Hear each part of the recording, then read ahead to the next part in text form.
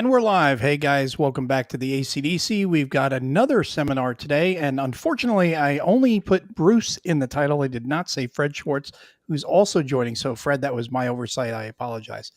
But this is going to be a great discussion about Air and Armor. We've got two excellent guests. We have Fred Schwartz, the developer, and we have the designer, Bruce Maxwell, who needs really no introduction when it comes to any of the shows on my channel. Welcome, guys. I appreciate you being here. Thank you, Mo. It's an honor to be here. Glad to be here. Well, it's going to be a great discussion. I know that this is a very anticipated game by everybody, as you can see behind me there. I'm looking forward to that Bert, as I call him, behind me, looking over my shoulder. I have to laugh because your intro music reminded me so much of the heavy metal that you always see playing on those Ukrainian brigade YouTube videos of detonating Soviet tanks. Yeah. No, it's a lot of fun. You got to get the little metal action going. It's a up tempo show. It's an up tempo channel, and that's definitely going to be a lot of fun to do this. You're welcome, Jim. I know Jim was one of the ones who wanted to be part of this show today. He wanted to come check it out, so he was able to get into the convention, and now he's able to participate in the show. And like always, we're going to have interaction between the guests and our audience members as well. So you guys have any questions, definitely feel free to ask them. First thing first is congrats. I know you guys are wrapping up right about now. So what's the status currently of Air and Armor for you? So we are finishing up the final QA on the file set for Compass. My objective is to have it in by the end of this month, and I hope I will hit it. It has taken a lot longer than I had hoped, however, with a very good outcome, because the actual final QA on the rules was taking so long. We started playtesting on the second game, Spearhead, set in the 5th Corps sector, which has different types of units and a very different map. And the learning that we got from that gave us a second data point on the operating system inside the rules, and enabled us to realize that there were a couple of things that performed very well on the original map with the original forces that did not perform so well when we moved the system to a different sector. And so we are very happy that we got a chance to actually test it in a second environment, because we are planning on moving from 5th Corps over to the British Army of the Rhine, where we will face a different set of challenges in different terrain with different types of units. So the delay has not been welcomed by anybody, but actually was very good for the series, because we were able to catch what would have otherwise been some errors. But hopefully the game will be into Compass by the end of this month, and then we simply get on their production schedule. You know, that's one of those things that you said is unfortunate, you know, that no one was happy with the delay. But in that instance, a delay in that regard really is a good thing. It's not a bad thing, because things get corrected. Things get, you know, you polish the gem a little bit better, which is fantastic. And this is definitely not going to be a game that you're going to sit down and play right out of the rule book in 5 minutes. It's going to be a learning process. Now, Fred, talk about your role with development of the game and what the challenges you've seen and you've had to overcome in development. Well, Bruce brought me in after helping develop with NATO. A big part is because I actually commanded a Bradley infantry company in the late 1980s in USER. I was in the 3rd Armored Division, and I also taught Command and General Staff College. So we actually taught this battle plan over and over and over. So bringing that knowledge to it, the challenge that we had, I think, was trying to integrate from what in the 1980s we called the 8 battlefield operating systems. The original Air and Armor really only covered 4 of them. So here we brought in reconnaissance and redid the artillery system, brought in cavalry screens, enhanced the engineering. And what we found was integrating all that is a brain burner, not really design-wise, but play-wise. you become a brigade commander and have to think through all those things that he and his staff would do. So trying to make that playable without a massive rule book and a lot of different rules and a lot of different nuances, it has been a challenge. And I think one of the things that Bruce does quite well is he can boil out many of the items that would make it too complex. And we also move towards a heavy on design for effect. So we can try to keep each part of the game easy to learn. It's putting it all together that is what makes it tough and a challenge, which is really what we want in the game. Mm. Yeah, I guess what you're talking about right there is a good example of one of the confusing points I think a lot of wargamers have. They say they want depth and they want that verisimilitude in there and all, and then you do it and you go, okay, well, here's what it would be like to be the brigade commander and the staff, and here's a 400-page rule book. Oh, whoa, wait, that's unplayable. Yeah, exactly. One person can't do that job. That's why there is a staff of people that disseminate that information up to the commander to give them the chance to make the call from there. But the staff is what you're going to make sure that you delegate your stuff down to your staff, and you have a reliable staff that can give you the information you need. And that's the hard thing to do in a game, is to abstract that down.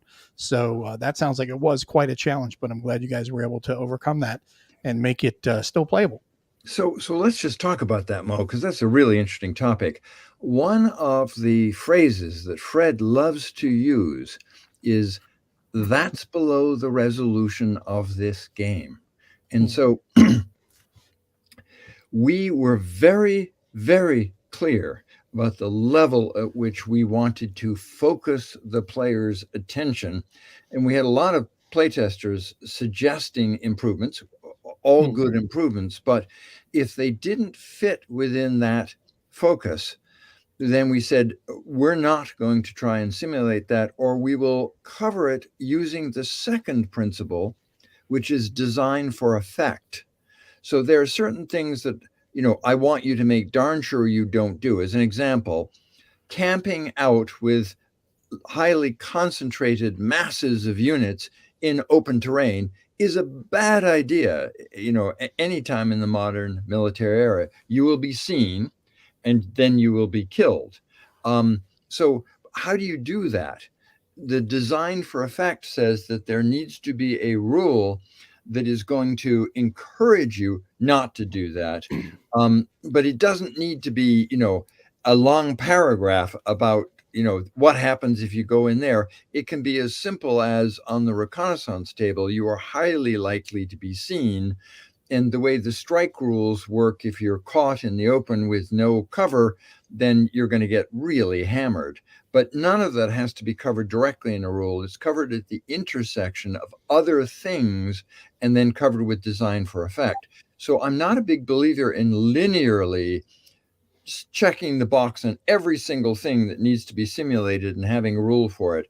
As much as possible, if I can embed the effect I want in the intersection of rules and tables, then that's the way to go. And I would argue that a great deal of the complexity of Air and Armor is buried in the matrices of its tables without the player ever having to worry about anything more than, I correlate this column with this row, and then I need to roll a number that's higher than the number at that intersection, and we're done here. But in that, there's an incredible amount of complexity, terrain analysis, combined arms thinking. All of those behaviors are encouraged, but without being mandated, simply by a matrix on a table. So when you had this original design and now you're doing the designer signature edition, which is the upgrade or the not redo. It's not like NATO where it's a redo, but you're expanding it, I guess you would say would be the proper term to use.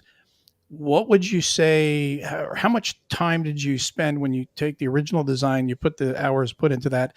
How hard was it to go into this one and then re-familiarize yourself with the design itself, get you back in that same headspace? And then from there, with Fred on board, to expand from there. We'll start with you and then we'll go to Fred, because I know Fred already touched on that with some of his points earlier, but it's got to be a different experience this time compared to the first time. Okay, so that's a great question. Let's begin with the genesis of this game because it's fun.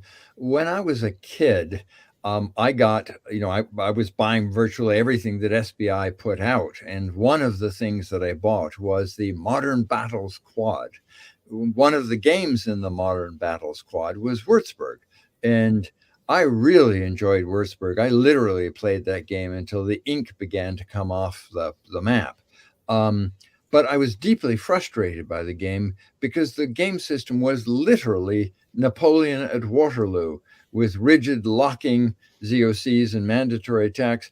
And it felt very much like Waterloo. I was moving my lines forward and, looping my cavalry in the rear. But where was mobile armored warfare in a game of rigid locking ZOCs? I couldn't punch through that line. I had to bludgeon my way through it as if I was a phalanx of, Greek warriors. So I just thought I could do better than that. And although at this point, I think I started on this design when I was in my teens, it was a hobby for mine. And so Air and Armor, the original game, took me 8 years of development, but it wasn't as if I thought I was ever going to be a war gamer. I was a kid. I was a teenager, loved war games, and this was my, house rules version of Würzburg that just kept getting bigger and bigger. And then, I began to buy blank maps and I began to buy blank counters. And then I bought little rubber stamps that I custom paid for that had the little armor symbols and little infantry symbols. And, I was essentially building a bigger and bigger playtest model of this for 8 years. Fast forward, I end up becoming a developer at SBI and publishing NATO. And suddenly I realize I am a war game designer and I can get this published. So I took my hobby and I took it into the game market. And in effect, the rules have been developed over almost a decade and play tested over almost a decade. So it was a huge job, but done so gradually and slowly that it never felt like a heavy lift. And because this was my primary personal hobby, it was just fun to do it. The second lift, the designer signature edition, has been much more a professional effort to do something and do it well that enhanced that design. And so, yeah, it has been a lot of work. So let's get to what the original design intention was in doing the second version and then where that took us. So there were two things that I had always wanted to change about the original design. One of them is I knew we needed a recon function. The original game had a recon by fire, and I had always felt afterwards when I was playing it that the absence of a formal recon function where I could simply have resources, reconnaissance resources that I used to go see what the enemy had, was deeply missing, and that the design was fundamentally flawed without that. The second thing that I wanted was a much smaller piece, but had always niggled at me, and that was an overrun function. I wanted to be able to, overrun something if somebody was foolish enough to leave a light force out in the open. So I just set out with those two objectives, but, and of course, there's always the but. One of the things that fundamentally had to change the design and caused us to change virtually everything was that nigh on 35 years had passed. We now knew a lot more about the capabilities of American weaponry and Soviet weaponry than we did back then. So Fred and I both knew we needed to change the unit values. And so making a change to the unit values meant that we were going to have to change every scenario. The second piece is that a wargamer who heard about the re-release of the original game shot an email to Compass Games and said, will there be a chance to fix the egregious errors on the map? And since the map had been developed from Defense Mapping Agency 1 to 50,000 military maps, I'm thinking to myself, what possible egregious errors could there be? So I reached out to the author of that email, and he was Captain Nick Bell.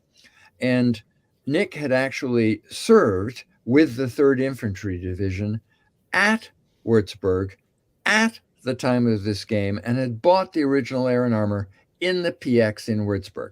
Oh my God, right? So now it gets better. Nick went on to become a professional cartographer. That's what he did after he left the army, right? So here was a guy who would know more about the terrain around Würzburg in that era and how to express it on a map than I could possibly have wished for. And he's telling me we've got egregious errors in the map. So I did what we will get to the air war, but I did what I did with the air war. And I simply said to him, sir, you know what you're talking about. Here is the map. You take it. You do whatever you think needs to be changed and give it back to me. And Nick proceeded to do that. And so we can get into the details of what he wanted to change. But the bottom line is, with the map changing, with the units changing, with the addition of two key features, the overrun function and the reconnaissance function, we had to redesign every single scenario. And the additional key feature that we also ended up adding was a really cool counter battery cycle, which adds a lot to the game. But to answer your question now, to go full circle back to your original question, most of the heavy lift has been redesigning and testing thoroughly 12 major battles, 12 major scenarios. And that's where most of the effort went. That sounds like quite the job. And Fred, you want to expand on that any further with what you did as far as development, things like that? Yeah, one of the things was I took the approach that went hand in glove with the resolution concept. Was one of the concepts I have in wargame design is the player has a primary role and then secondary roles. And the primary role in this game is the brigade level command or on the NATO side, and division level command on the Warsaw Pact side. So in the Army, we were always taught that a commander has on his map 2 levels down, and that's where he focuses, and 1 level up. So I take that concept and translate it into where the focus is going to be on the game. So the game had already done that in that a step is a company. So a brigade commander is focused on companies. And that's how he starts his plan. He goes, I need a company here, I need a company here, I need a company here. Oh, that's a battalion. So that's a battalion sector. That's how the planning sequence is taught in the Command and General Staff College. Brigade commanders do not care about platoons. That's a battalion commander's job and a company commander's job. And that's where the cutoff is on that. And that's where the resolution goes. So your primary role is a brigade commander. Your secondary role is a battalion or task force commander, and that's what you fight, and that's how you fight as. So we kept the game focused on that and tried not to throw in any detail that goes either below or too far above that. For example, when we went to Spearhead, now we're going to have the entire U.S. 5th Corps on the map. We originally was going to have a whole command and control system at the Corps level. And as we started playing scenarios, we went, we really don't need that. So we tossed out the Corps headquarters. We tossed out the section of rules for Corps headquarters because the player is not at that level. So it just added more complexity and didn't really add anything to the game. So that's kind of the things that I brought in, was to keep us focused in that level. And I'd always do it to Bruce. Oh no, this is not the resolution. And now he starts doing it back at me since we flipped roles with Spearhead. So I think that's pretty good. So another you taught him well. Another thing we brought in was Bruce asked me to design the Solitaire rules because Compass Game required it. Now I too bought the original Air and Armor in the PX in Hanau, Germany, and I even have it with the receipt still in it from that PX. And I never got to play it much because no one else played it in Germany. So solitaire game with hidden strengths is not much fun.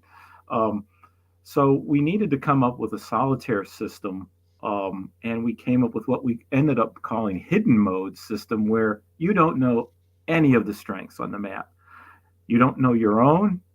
You don't know the other side. So actually, you're playing both sides, And we discovered that that's actually one more step in realism, because in real life, a brigade commander doesn't always know. He might think he knows where everybody's at, but they may not really be there. Company commanders get lost. I know, because I got lost as a company commander myself. Platoon leaders get lost. You misread maps. There's communication delays and whatnot. So you actually can recreate, using hidden mode, the hanging flank of the U.S. Army at Chancellorsville, where suddenly nobody's where they're supposed to be and the enemy comes pouring through it. So that situation could develop in using the hidden mode. And we now do not say that it's a solitaire mode, even though that's its design. It's to help you play by yourself. It's actually quite a challenge if both players use it, because now you have that trepidation of flank may not be covered. So, and it just adds that level of loss of control, which, it takes away some from that godlike aspect. So that's another thing. And I think the other major impact was knowing that we were going to do the Fifth Corps in Spearhead. You needed to have the entire U.S. Army Cavalry Regiment present, because of the mission at the time was the cavalry would delay out front and allow the defense to be formed without the Soviets finding the actual defense, because they were to mimic a unit size higher by their delay tactics. So we had to come up with the cavalry screen mechanisms and cavalry rules to do that. And as it turns out, we have one scenario in Spearhead, which is basically that entire mission, high risk delay across most of the map. And it is a completely different game. You are fighting not to kill. You are fighting space for time. And it turns out to be a very interesting scenario, one where you got to relearn how to use tactics differently, and really know your terrain. So again, that is to bring in the actual historical of a war that never happened, but the historical doctrine that the U.S. Army had at the time. So that's what we tried to bring into that. Another thing we brought in was about halfway through last year's playtest, I said to Bruce, these Russians are really anemic.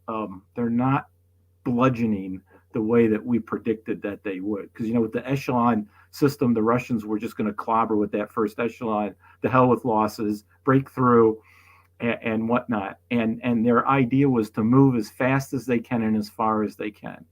So we did a design for effect thing, and we allow in the hasty attack the Warsaw Pact units to use their first half of movement points. They get to use the road movement, whereas NATO does not. And what that did was it brought in that attack from the march concept that the Soviets were going to use, which in turn makes the NATO player do the force the Soviets to deploy to slow them down concept. Now, none of these are rules. I mean, these are actual tactics that the mechanics allow you to recreate. And that really changed the game, because the Soviets can come blitzing with a motorized rifle regiment out of the depth, which I think is pretty neat. So, and it gives you the difference in armies. So we have Soviet doctrine being played out with the simple mechanic on one hand, and then on the NATO side, we have a task force concept where you can form task force quickly, which was the flexibility and the radio net that the NATO forces had. So without many rules, the armies fight completely different.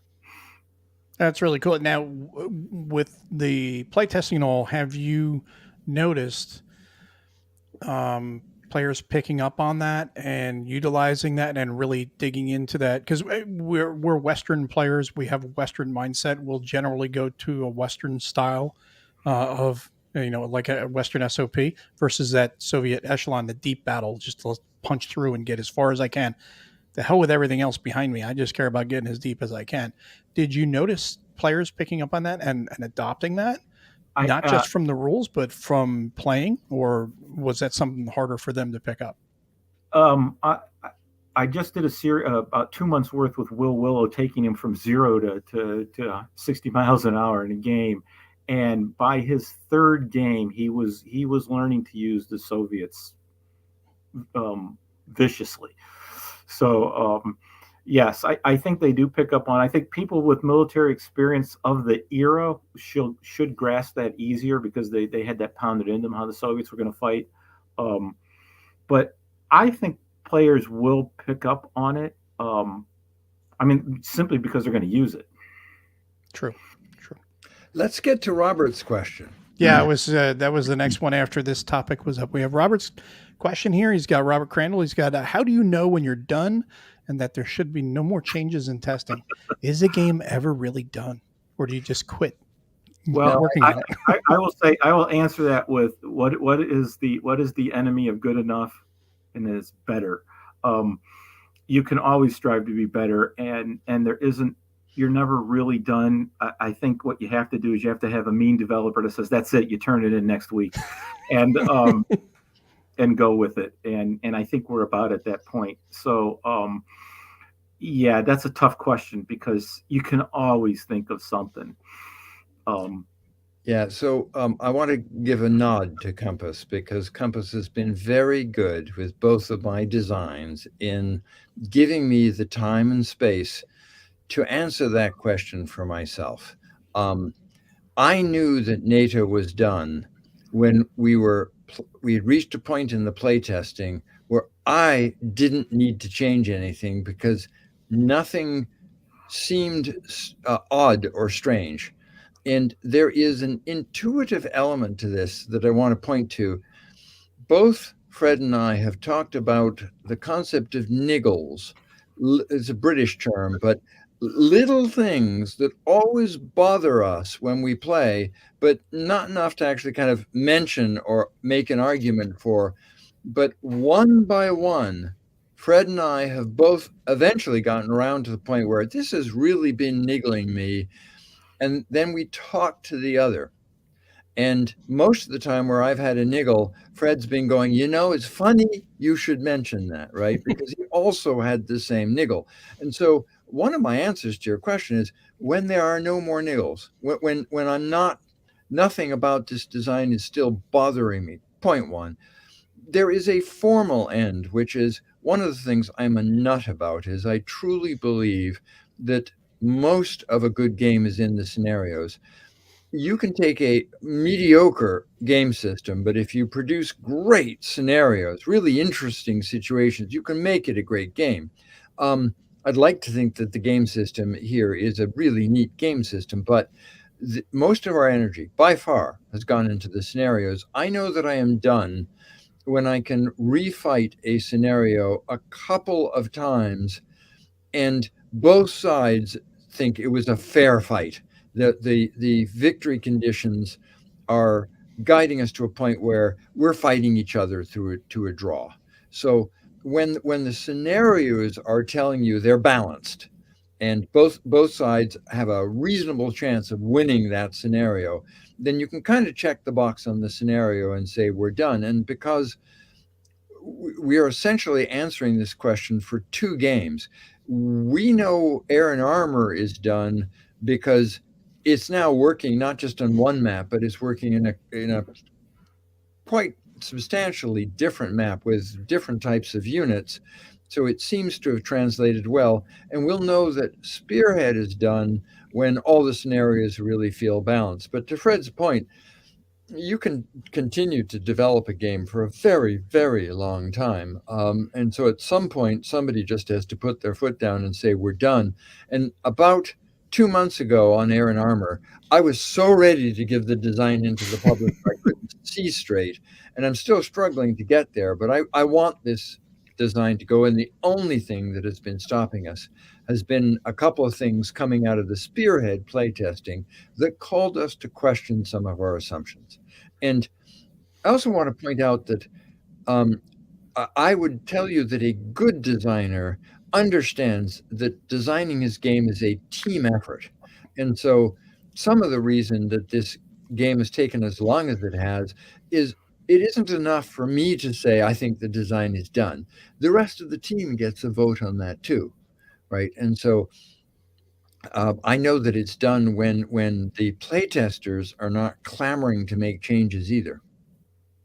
I want to add on to that. The I think what pushed this out a little bit longer was Spearhead, because one of the things I said to Bruce last year, I says the one thing that drives me insane on a series game is you get the first series game, you spend 6 months playing it, you're fun, you're having a blast, and then you rip off the cover of the second game in the series, and the rules have major changes in it. And now you got to relearn not just the game, but how you play, and that drives me nuts. So I said to him, I want to minimize that almost to the point of zero. I want the rules that are in Air Armor Würzburg to be the same rules that are in Air Armor Spearhead. And so we took a hard look then at the whole rules to make sure that that's going to happen. Now, there's going to be some things like terrain differences.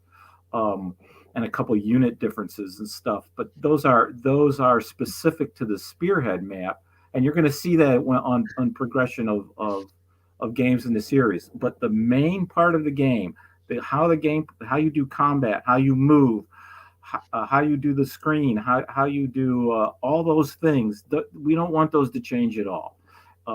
So we slowed down a little bit and waited for some Spearhead testing to show that we got it, and in fact we didn't in one area, and it had to do with the combat values for armor, and we ended up doing a last minute major change on that because something just wasn't working on the Spearhead map, because the terrain is much more rugged, and tanks were like next to worthless, and you're sitting there going, well, why in the world then would the United States Army put their premier 3rd Armored Division in that sector? Well, either the Army had it wrong or Bruce and Fred have it wrong. So we defaulted that the Army was right and Bruce and Fred were wrong, and we made a change. So and to the better. You know, in a game like this, especially with the page count that you got on your rules, that people are going to look at it and there's going to be like a bit of a shock, kind of almost like sticker shock. They're going to go, wow, this is a lot to digest. And it is. Have you set the scenarios in a way where, I don't want to say a program learning or step learning approach or anything like that, but is it going to just jump right in right away from scenario 1 through 12? Another pet peeve of mine is 2 rule books. I cannot stand a standard game and an advanced game. It drives me insane because I don't know, this must be a personal thing, but I end up having to, where did I put that standard damn rule book? And I'm flipping around trying to find it under all the charts and everything. So I want one rule book to rule them all. And that kind of took out the concept of a basic game that you can learn from and whatnot. A second reason why I didn't like it was, in the basic game, you learn bad tactics because you didn't have to go hide in the woods because you didn't have any artillery to stonk you. So I says, we're going to teach players wrong out of the gate. So let's not do that. So after a while, though, some of the playtesters came back and they were a little overwhelmed. And they says, we really need a learning scenario. So Bruce developed a learning scenario that kind of does what the standard game did in the original game, although it kept artillery in, which I think was smart. So you're not going to do stupid tactics to learn the game, but you don't have to have all kinds of add-ins. So it's a bare bones scenario, and the rules cut off, and they say, stop here, play Thermopylae, which is the name of the learning scenario. And we will have the same thing in Spearhead. Then the other way to ease you is just size of scenarios, size and complexity. A small scenario with a lot of engineering, if a dug-in unit, it actually ends up being a complex scenario. So size could fool you, but the Würzburg scenarios are laid out in order of size, from smallest to largest. And we describe this. This is a small scenario. This is a medium-sized scenario. This is a large scenario. This is a scenario that will take the rest of your life to play. Those kinds of things. So that is the way to learn it. And I want to make one more comment about rule books. Another pet peeve of mine is the learning rule book, the one that teaches you how to play. And then 2 years down the road, when you're an expert in the game, it's a hard one to just look up rules in. Remember the old program instruction? That was the craziest thing wargaming ever had. And it never was successful because it just made for a lousy rule book that rules the game. And I always said to Bruce, let's lean towards a rule book that's a rule book. The best way to learn this game is by playing someone that knows it and by watching the great Mo videos that are going to come out in the future that Mo is going to do. And we feel that's a better way to learn it. So when you're in the midst of battle, in the heat of battle, and you need to know what the rule on reconnaissance is, you just open it up, you read it real quickly. You don't have to flip around the 4 different places and whatnot. I'm an ASL player, and believe me, ASL players can spend more time with their nose in the rule book than they do playing. And there's reasons for that. There's reasons that you can avoid that, but we want to avoid that. We want a rule book that's the law, but we want you to play the game. And another way to facilitate that is Bruce is making a lot of great charts. We had a playtester comment just the other day. He said, look, I play this game off the charts. I don't look at the rules. Charts are handy. Rules are a pain in the butt sometimes. So we understand that. And I also think the length of the rule book is just like in NATO. NATO has a long rule book. NATO is not really a hard game. It's a hard game putting everything together. It's a hard game to play. It's not a hard game to learn. I think Air and Armor is actually going to be the same thing if you learn it by battlefield operating systems. You learn each little part, you internalize it, you play the scenarios that focus on that, and by the time you get to the big scenario, you'll be an expert, able to beat Bruce because he rolls nothing but ones, and and go from there. Don't let length of rulebook and size of rulebook intimidate you, because Bruce writes these in a way, I think, to make sure that you really grasp what's going on and you don't have to keep going back to it. Oh no, he's very verbose. That's what I always tell people, because people have said to me, 87 pages for NATO. I'm like, have you read through the rules? It's 87. Trust me, just go read a few pages. Just pick any section, just read it. And then come out of there after you read it and say, was there any ambiguity anywhere? No. That's because it's 87 pages. We could be more brief. It could have been there could have been a lot more brevity in it. It could have been a 40-page rule book, 35 or something like that. Well, yeah, then there's going to be questions. Then people are on BGG or on Consum World posting, hey, I just want to clarify, does this really mean to do that? Well, when you read it the way Bruce wrote it in NATO, he's telling you it can do exactly these things. Yeah, we've had questions, but we haven't had a lot when you think about it. I haven't had one in quite a while, actually. That's good. So I think you've raised an important point. There will be players who will open the Air and Armor rulebook, and if they didn't like NATO, they will hate Air and Armor. However, and this is big however, we're trying to do something that I'm going to actually claim is revolutionary, although when you hear the idea, you'll go, well, that's not exactly revolutionary, but it is within our tiny little niche. The standard approach to learning a game in wargaming from the beginning of all eternity has been you read the rules, you sit down with the map and the playing pieces, and you poke around a bit and just try and wrap your mind around what these rules actually mean when you start to move counters. We do not want to do that. I did not design and I'm using the word design deliberately, I did not design the rules for Air and Armor to be a learning experience. I designed them to be a reference work so that you can look up anything you want and very quickly find how you do it. However, the innovation is we are going to structure this game so that you learn it through video. You learn it visually. You learn it by seeing pictures of how these mechanics work, the way you would learn it if I were sitting down across from you and describing how things work. And I have taught so many playtesters how to play this game on Vassal where I am literally doing that. We're on a video screen together and I am teaching him how the game works. And I'm going to take that experience, and Mo, you and I are going to produce a series of clips that are essentially a rules case in a video, but done visually and graphically so that you get the idea that, wow, that's actually pretty simple. Wait, you mean you point at the unit you want to see and you measure the distance between your nearest unit and that unit, and then you roll the die on a table and you're done, and that's all Recon is? Now, the Recon rules cover 2 pages, but the video clip for it will be done in 20 seconds. There's no part of this game that is particularly complex. The problem is you may be asking yourself, but what happens when my nearest unit is disrupted? Or what happens when it's out of range of its headquarters, blah, blah, blah. Those issues, those specific questions, you can answer by going and looking at the rule book under the rules for reconnaissance. But I do not want people trying to read a rules book of this length. And the rules book, NATO is 87 pages. This will probably be about 125 pages.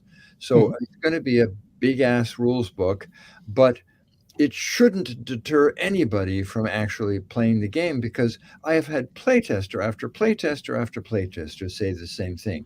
This is an easy game to play. The hard part is something that that Fred actually alluded to, which is it is relatively easy to understand how you do something in the game. As other playtesters have said, you can literally follow along between the sequence of play and the tables, and you got most of the game there. The hard part is in putting all the pieces together. How, what is the right way to do something? I know what the rules say, but I just got my ass handed to me when I ran my regiment up to your battalion. So what should I have done? Right? And the answer is, well, you should have used your reconnaissance point to try and see that battalion, and you should then have hit it with artillery and suppressed it so that when you went in, its defensive fire was halved, and then you should have jammed it so it didn't get to call back to that M110 battery that just slaughtered you, and maybe that attack would have worked, right? All of those pieces are there, but you have to learn how to use them. So to use an analogy, it's pretty easy to understand in this game how a trombone works, how a piano works, how the drums work. Writing a concerto is a completely different matter. How do you put all these instruments together to produce great music as opposed to something that sounds like, nail on chalkboard? No. Let me reinforce that. That is exactly what we talked about when we taught the Command and General Staff College, was the idea of having to piece everything together, all the various functions that happen on the battlefield, how difficult that is, why you had to know your job, why you had to have experts to help you. Modern battlefield is not easy. It wasn't in the 1980s. It certainly isn't now. It's probably even 10 times worse now. Very lethal. And piecing it all together is complex and a challenge, and that's exactly how it should be. I will tell you, even after the 2 years of playtesting this game, I still struggle with my engineering plan, because that is you have to think 2 or 3 turns in advance to make sure that your obstacles are in mines and your improved positions are being put in the right place, and you have to get your engineers there in time to do it. And in a depth scenario, that becomes tough to do. So that's going to be the break between okay players and great players, and that's what you want to see in a game. You want an ability for players to learn and to get better and to get experts at playing the game, not by the rules, by the tactics and their planning. One of the things that you just hit on right there is a great point about good designs, great designs. You were saying about 2 years later, you're still not happy with your engineering plan. That means that, and with the amount of work you put into that game, you're not happy with it. So that means there's lots of room for exploration. analysis, just reflecting on on different things that you do yourself as a gamer. So when it comes down to sitting down with that war game and playing it solitaire or playing it opposed or a combination of the two, you can sit there, refine things as you go in your head.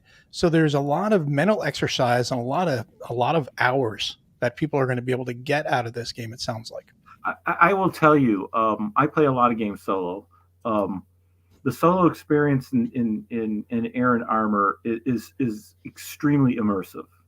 I mean, you get sucked into that game where you actually think you're playing against somebody else. Because now you're not just burning your head up playing one side, you're burning your head up playing two sides, and you really have not much idea of what's going on because you don't know where the strengths are. So it makes a really immersive challenge where you get to kind of play historically. It just to use that, you're playing to see what might have happened, not playing to win, and that really puts a different dimension on the game, and makes it a great solo experience. Where at the same time, the next day you can go play the same scenario against somebody else, and totally different things will take place because that guy does something slightly different. And I had that experience.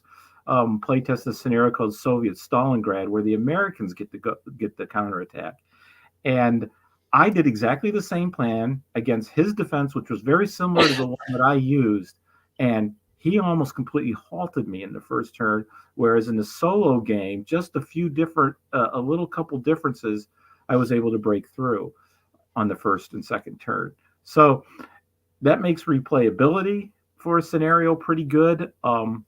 It's not that it's wild. It's not that it was a difference in luck. It was a difference in. Did you just lose him? No, he's still there. Mm-hmm. Who did you drop out? Who dropped? There was a question. Bruce says I'm not hearing anybody. You're not hearing anybody? Hold on. I'm hearing Mo. So you don't hear me? I can hear you, Bruce. Let's see. We can hear you fine. Did you just mute your speaker? Jim says he hears all of us.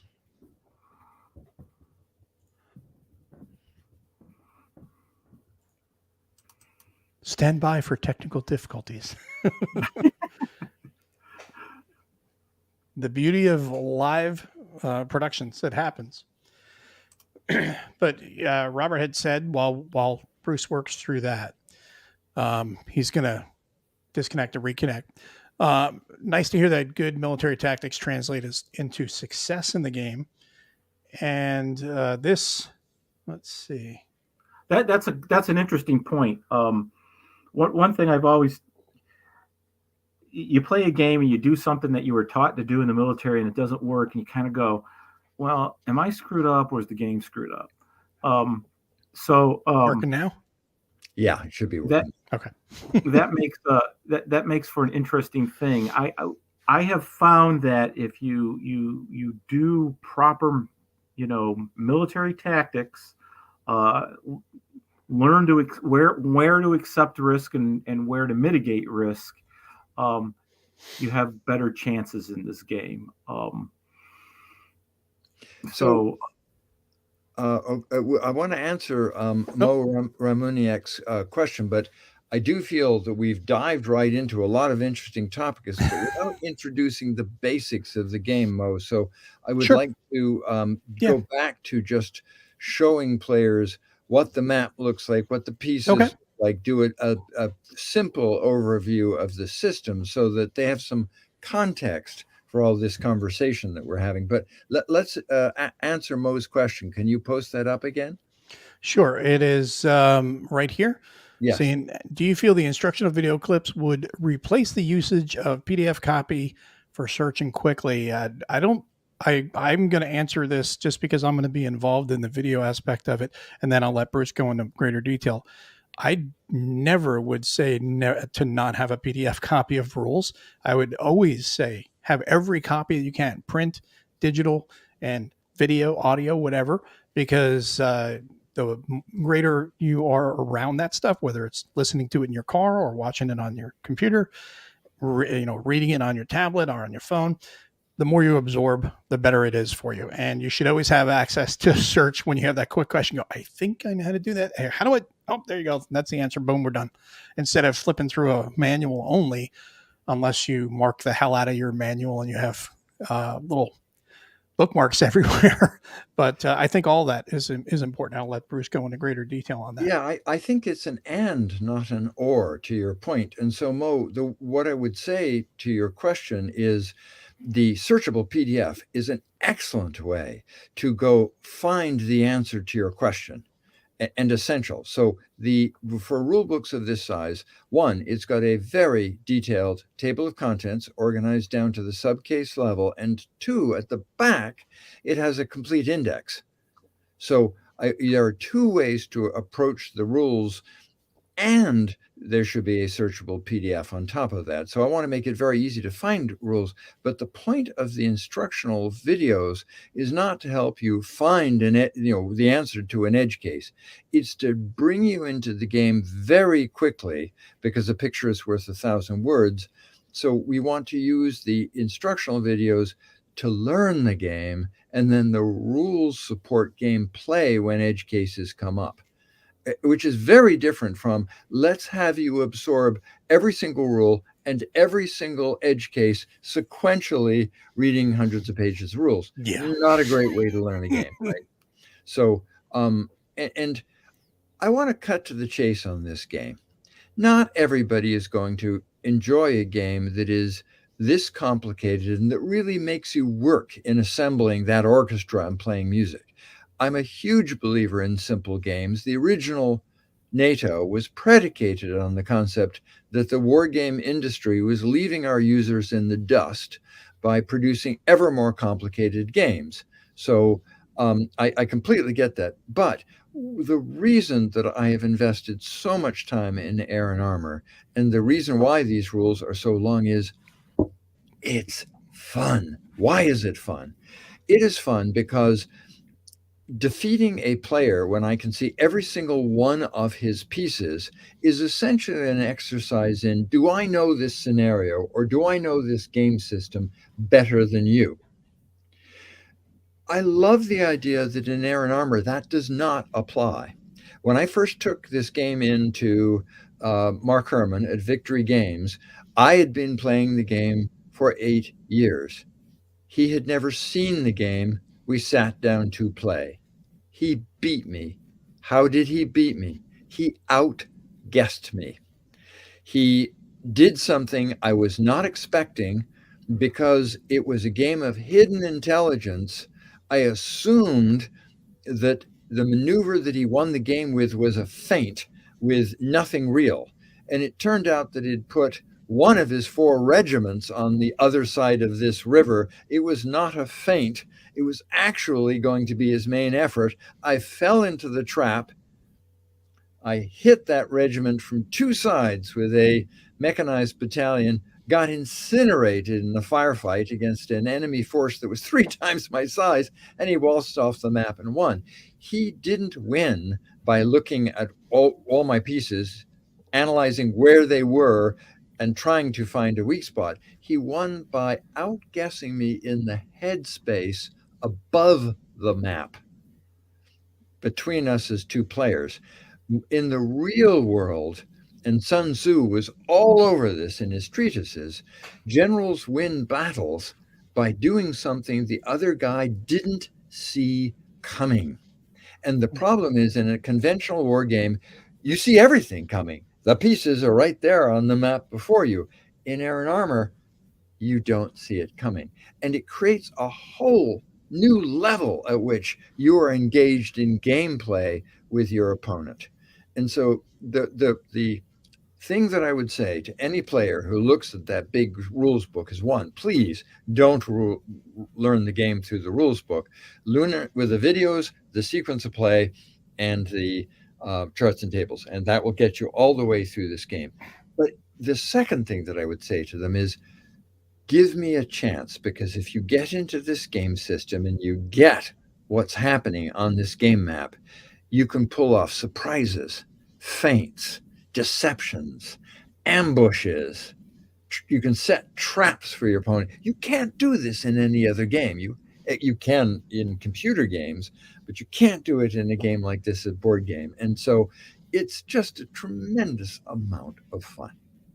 Another aspect of this game, I think, is it's not really a game of combat. It's a game of position and maneuver. And the guy who outmaneuvers his opponent is the guy who wins it. And it's not easy to do, and that's what makes it a challenge. Yeah, and that's really, when you think about it, that's what battle is all about. The commanders are trying to think, okay, what's our objective? What's the terrain? How am I going to utilize the terrain to get to my objective? Who am I facing off against? Intel's going to get that information for you. It's going to be this unit or that unit. Okay, who's the commander of that unit? Sometimes you'll know off the top of your head, sometimes you won't. Then you'll know, if you've studied that person, if you've had a chance to study them, there's good enough dossier on them, you'll be like, I know how this guy thinks to a point. He tends to do this. This guy, he's a bull in a china shop every time. He's always going to come. He's going to basically, hey diddle diddle, let's run up the middle is the way he's going to be. He's going to start swinging. So now I can counter that. I'll look at the area he's going to most likely come into, and then I can be prepared for that. I can let him walk right into it, and then I can drop the hammer on him. This guy, he's a little more nuanced, so on and so forth. And that's where you can have things like you were saying, I'll put out this feint, and then I'm going to do this over here, or I've led you to believe this is a feint and this is the main effort. And I think that's where it's really going to be fun. The combat aspect is just resolution of who had the better plan. There's an interesting aspect about combat in this game, and that is, and this is, you see this in the Ukraine, and we would have seen this in the 1980s. We saw this in the 73 war. When you make contact, people are going to die, and tanks are going to get blown up. It is so lethal that you fight when you have to. You don't fight just because. And because as you inch forward to get ready and get your people in position for attack, the other guy is going to try to screw that up with reconnaissance and fire strikes. And so you got to get yourself into a position and then commit. You can't just commit willy-nilly. And that, again, becomes another part where the virtuoso knows how to orchestrate his maneuver plan. So you're not getting clobbered en route, because you're going to get clobbered once you make contact. Sure. And that's especially true on the Soviet side. They will just lose units, but that's what they intended to do, lose units so the follow-on echelon could break through. And we see that happen. Yeah, you don't want to lose everything piecemeal. Right. Oh, can I share my screen? Sure. Yeah, absolutely. That's what I was waiting for you to do, so we can throw that up there. Right. So I'm going to begin. Let's see. Let's share the entire screen. Okay. And I will allow this, and then I'm going to tab over to. Oops. Let's remove that for a second. I'll let you switch out because you've got like everything up there at one time. Okay. Now you should now be seeing my map. Whoops. Nope. Okay. Let me remove that. We got you, like your whole share is right there. Did you select do you have two screens or one? Unfortunately, I only have one. When you do the share, it should be presented. They should give you an option to do like a, not just a screen, but like a video file. Like if you do share screen, you should be able to, it'll ask you window, entire screen, things like that. And then you can select the window where your images are. Well, it's only giving me two choices, which is StreamYard or entire screen. So I'm going to entire screen, but in theory, for you to share your entire screen, you'd have to minimize your StreamYard stuff, and then it would just be your images, as if you're looking at just the image yourself. Right, and that's what I did. I alt-tabbed to Go ahead. my... Go ahead and do that again. Share it again, and then I'll see it from here. So I'm going to alt-tab over to the map. I am now looking at the map. What I'm seeing is that. Right, hang on, let me come back to... Okay, so what you're seeing is it's only showing what it's seeing in StreamYard. Yes. It's not. Yeah, that's why I was wondering if it says present. If you go to present, does it say share screen and then give you the option to do it's your not tabs, giving me, windows. yeah, it's not giving me the option to actually pick it. It says select window or screen, and I only have two choices: Okay. StreamYard or entire screen. Hmm. So clearly, sharing. I'll try StreamYard because I've tried entire screen, but I don't really see how this is going to work. But let's just try this. Now I'm coming over to my map. Can you see this?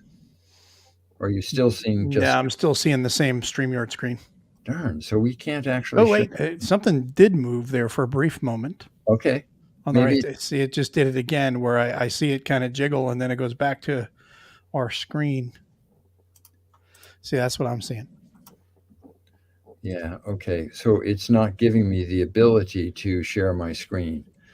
See, it says I'm sharing Firefox, but I don't want to share Firefox. What you could do is, why don't you email those to me, and then I'll see if I can get them to run. Being that you're having difficulty for whatever reason, StreamYard's being difficult for you. While we continue on, you can email that, and we can have a discussion for a couple minutes while I wait for those to download, Okay. and then I can share them and let you. Let's do take that over from there. Okay. Yeah. So why don't we talk just a little bit, Fred, about the concept of playing hidden mode face to face? Well, before you get into that, we do have one earlier question, which I think shoot. would be a nice short question that we can add in. How do you stay motivated when things drag on and you've missed your internal deadlines? Not that ever happened to you or me, but just asking for a friend. I thought that was a great question, because how often do we put deadlines on ourselves, and then how bad do we beat ourselves up over it? You know, my fundamental answer to that is I am partly motivated because I designed Aaron Armour as heroin for Bruce. You know, this was my hobby for 8 years. It has everything that I love about a war game. And so I'm genuinely excited to share this design with the current wargaming audience. And I'm motivated because I really like the idea of putting out a series game, because it is going to be a steep learning curve to learn the system. But once you've learned that system, you can enjoy multiple games set in the Cold War, multiple games set in the current era, although I am not going to do a simulation of the Ukraine war whilst it's still raging. That just doesn't sit well with me ethically. And I want to take the system back into World War II. So I'm highly motivated to get this system right and get it out into the market so that I can work on all of these other games that I think will be an awful lot of fun. Fred, what would you say? Well, it's like any long-term project. You as I just told a couple of playtesters the other day, I says, this is a marathon. It's not a sprint. And you take breaks. I kind of slow down over the holidays and stuff, and you release that energy for a while, and then your motivation comes back. I think if you turn this into a job, it becomes a job, and you won't enjoy it. So you got to pace yourself, and you got to realize that. It isn't easy. War game design is not easy. I've discovered that in these two endeavors with NATO and Aaron Armour.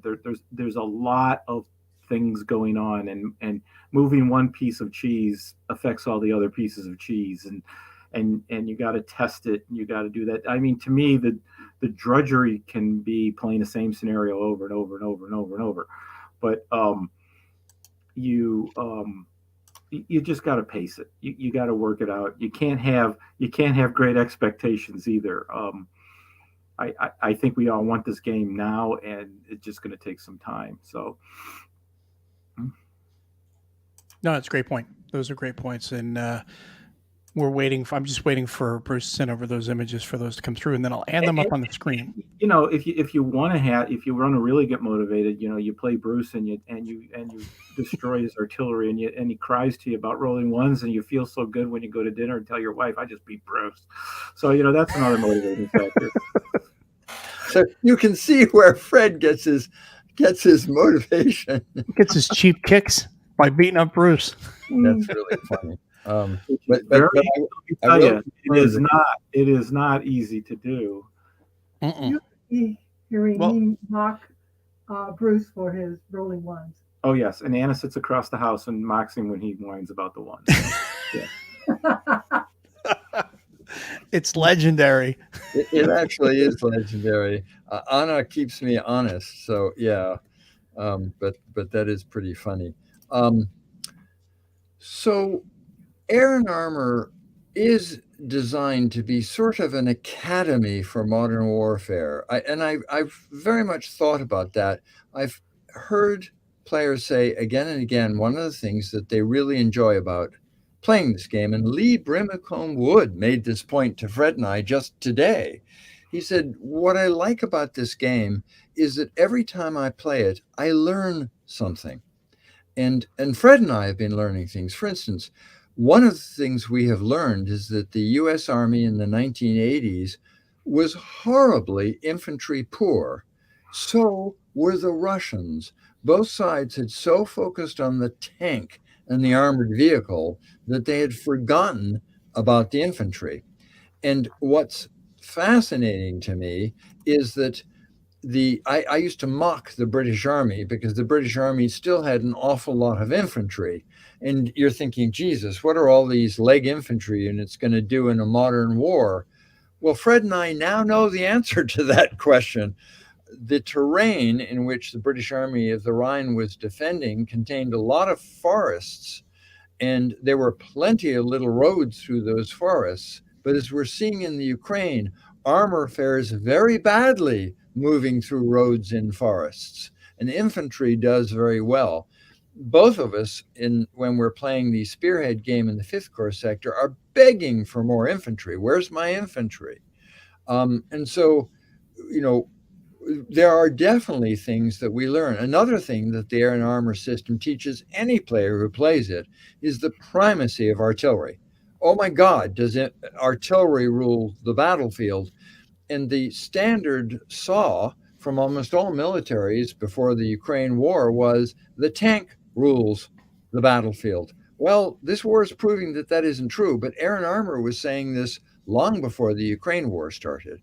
So it is a game system that is designed to be as accurate a simulation as I knew how to make, while still being a fun game to play. And so, bottom line, I do think that if people play this game, they're going to learn things. And that also is fun for people who play games. And Mo, I know you're one of them because you like to explore.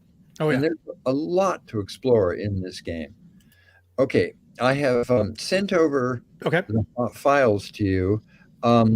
If you could, let's start with the map, because I always believe that pictures are worth 1,000 words. Let me see if this has shown up yet, because I haven't seen anything yet. Well, the other thing when it comes to, you were talking about like with situation in Ukraine and Russia right now,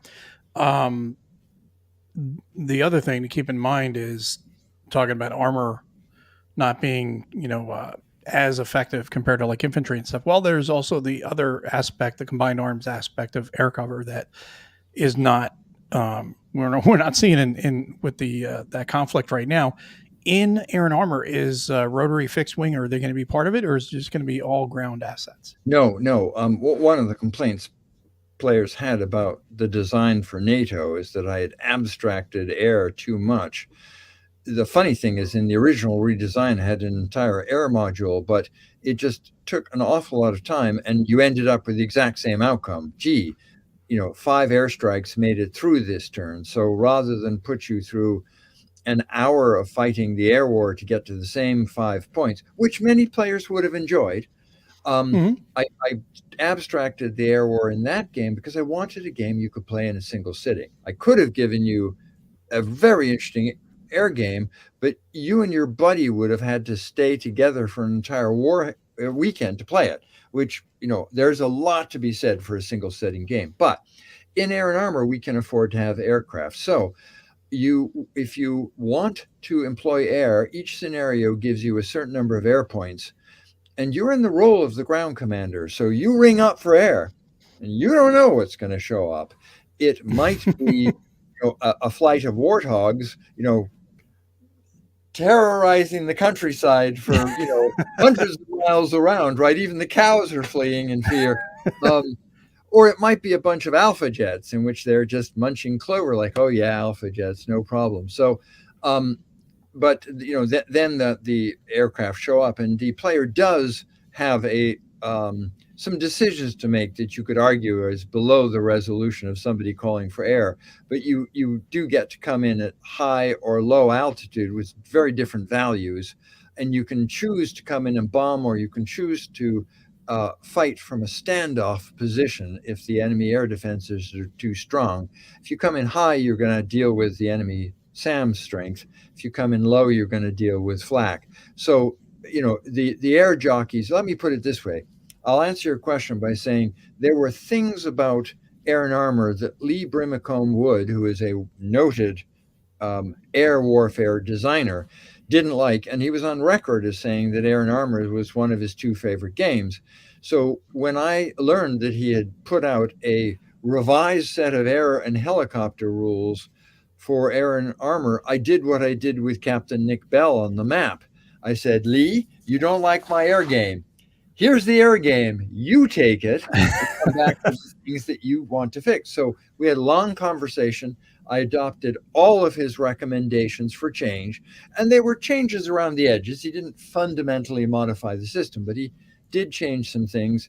And so you definitely rely on both fixed wing strikes and rotary helicopters, and your helicopters come in 2 flavors. You have attack helicopters and you have utility transport helicopters. Despite the fact that there are actually very few air mobile units in the game relative to all the other types of units, the game does have very detailed rules for airborne operations and for paradrops. And so, the basic concept was that both sides were going to be using airborne forces extensively. And despite the fact that relative to all the ground troops they had, both sides had pretty small airborne cadres, the right set of airborne units at the right time could have a big impact on a battle. So, Yeah. You've got the ability to drop airborne troops in the enemy rear, to paradrop entire airborne brigades in the enemy rear. And so there's some loving detail there. Mo, that's great. Can you pull out a little bit so that we can see the whole map? And we'll Sure. just kind of go over the concept here. It's definitely a large map.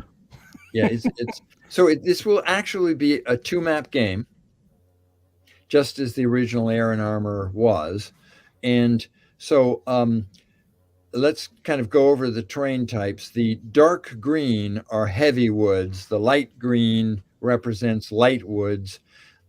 It's hard to make out the little towns, but they're little gray buildings. And then the rust-colored buildings are the city. So where your cursor is the city of Schweinfurt. And then further to the right, we're looking at the city of Würzburg on the Main. And that dark blue river is the main river loop. And then you've got a light blue river, which is a minor river in the lower left, the Frankischer Saale.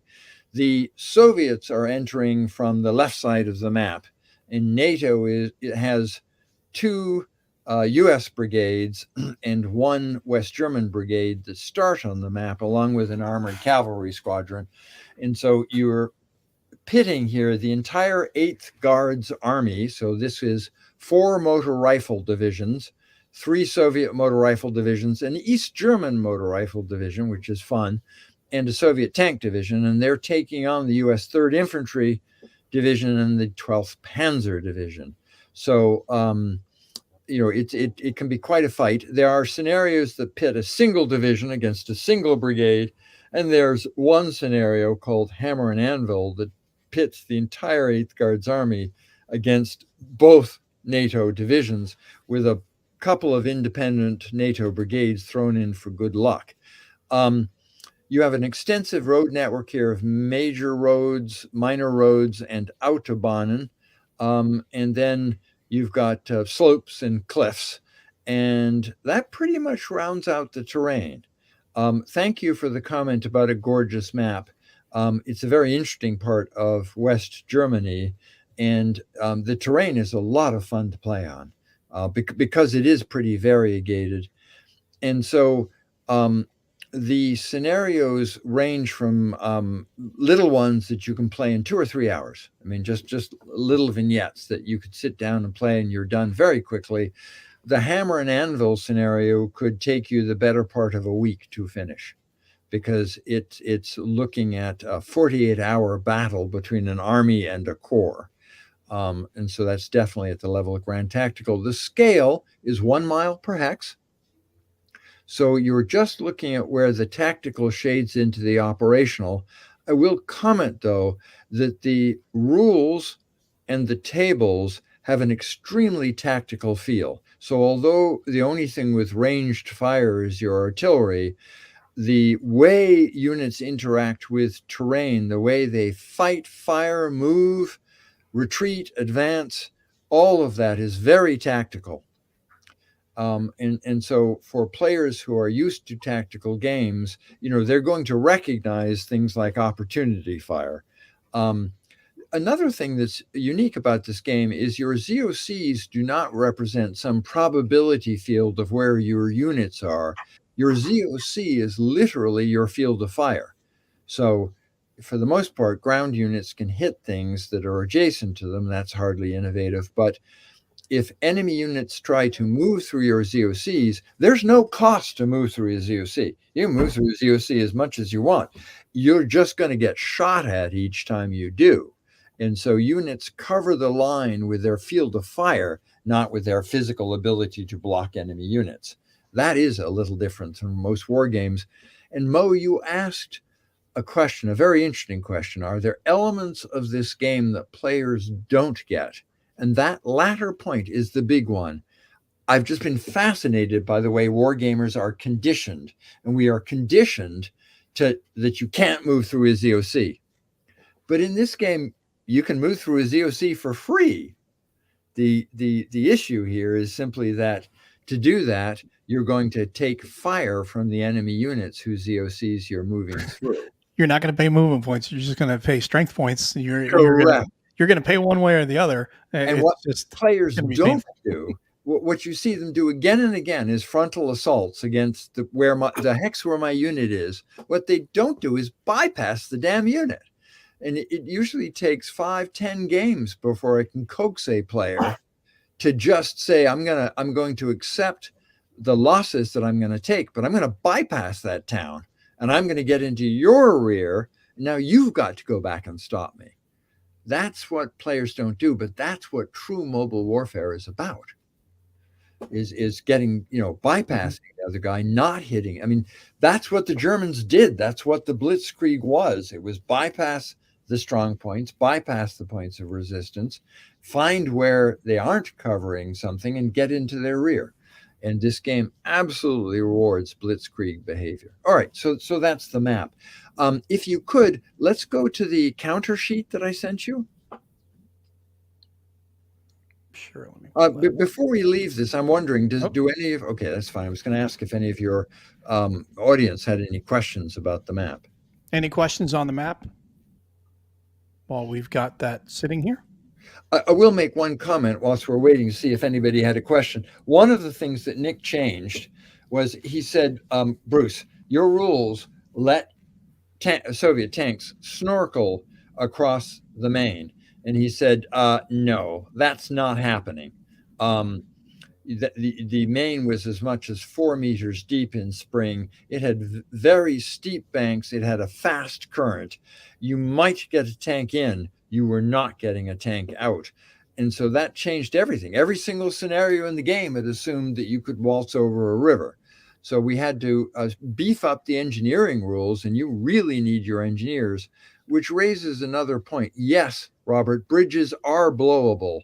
In fact, the game assumes that there is a little NATO squad at every bridge.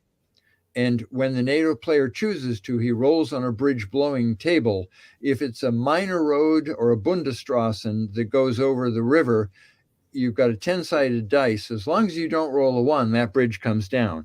If it's an Autobahn bridge, it comes down on anything but a 1 or a 2. And Fred will back me up on this. Oh my God, the nightmare when you've blown all your bridges and they all go down except the bridge at Remagen.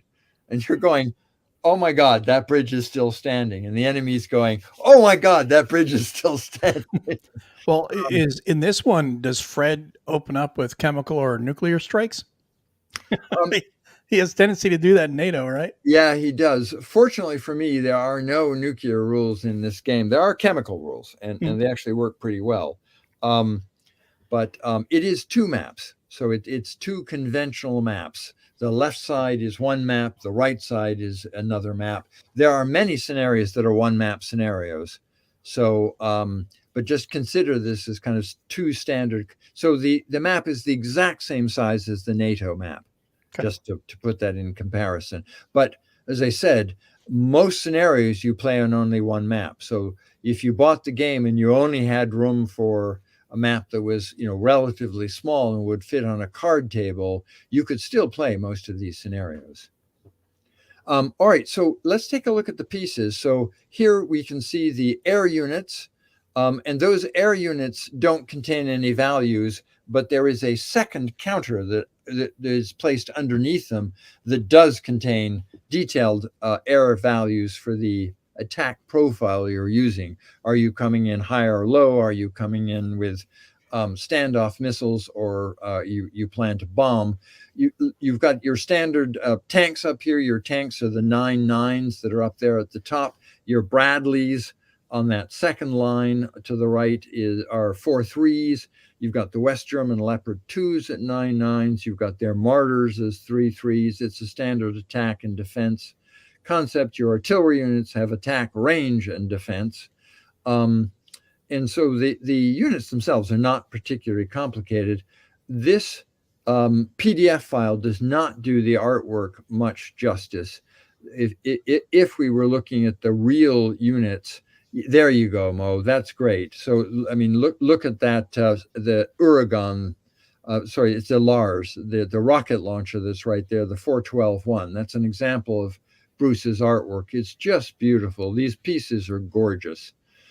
So he did a really good view. And people argue about, should you use a unit picture or should you use a NATO symbol? And I've seen debates rage like crazy. We just decided to use both. If you're an aficionado, then you love the fact that you can tell that that's a Leopard 2 and not a Leopard 1.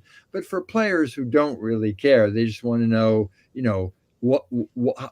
how do I treat that unit when I look at the terrain effects chart? We've got the NATO symbol, and the NATO symbol is printed on the terrain effects chart. So you know that this column would affect a unit that had that printed NATO symbol. So that's how it works. But Bruce, yeah, go over to, if you would, Mo, go over to the air units for just a sec, because he did a really nice job on those line drawings on the air units. So between the map and the pieces, it is a graphically gorgeous game. Yeah, these are really, really sharp counters. So we've gone over the counters and we've gone over the map. The basic concept of the hidden unit is that a counter simply represents a force. And if you, Mo, can you scroll down to the step markers? Sure. Oh, I did not want to click that. Hold on 1 second.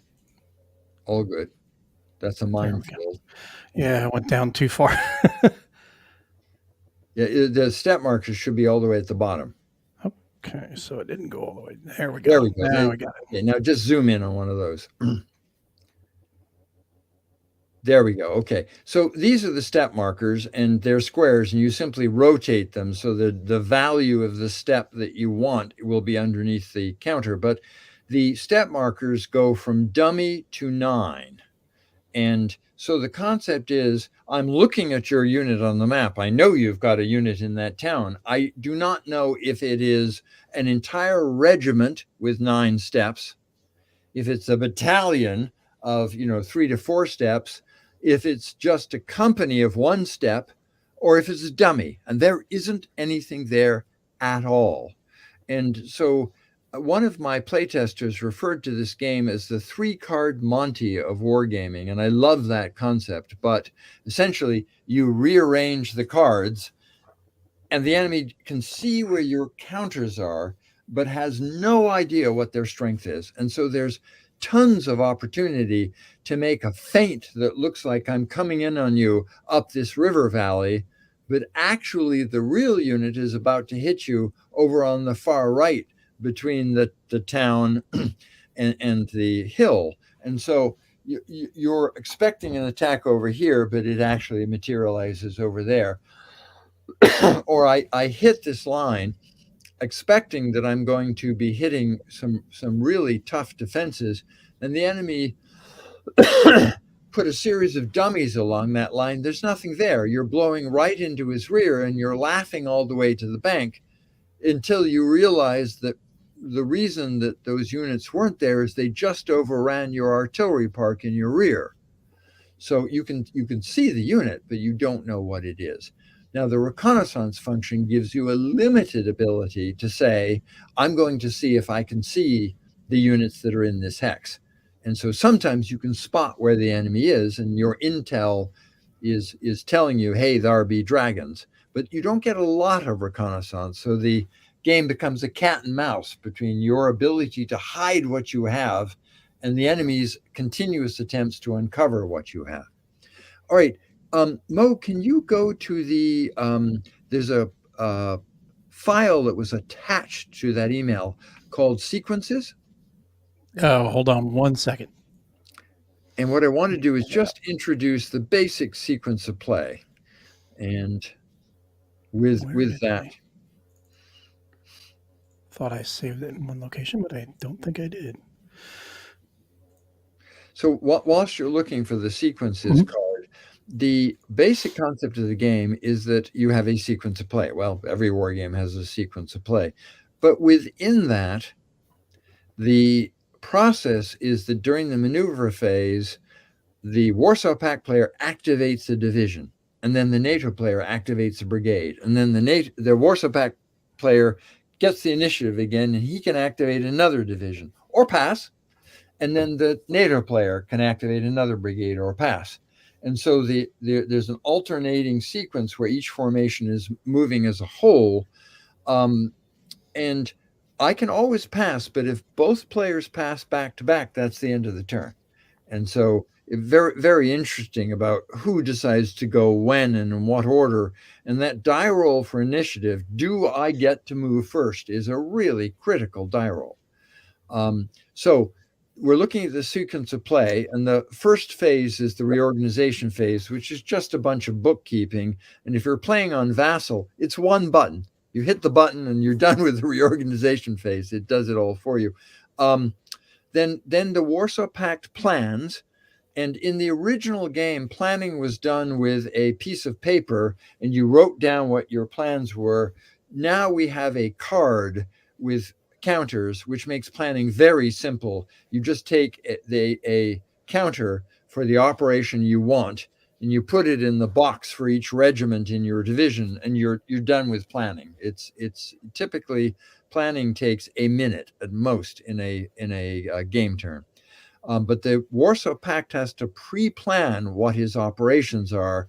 So if he plans a regiment to march, and then suddenly he desperately needs it to make an attack, well, that isn't going to happen because that wasn't what the plan was. The NATO player does not have to plan his operations. He can execute them in real time. So although NATO is heavily outnumbered up at the border, his big advantage is this flexibility. Then you get the maneuver phase, and this is where the players are alternating moving a division or a brigade. When all that's done, there's a reserve phase where you can move reserves. And then and the reserve phase is there as an option. There are times where you're very, very happy to do it. You don't see a whole bunch of reserve movement.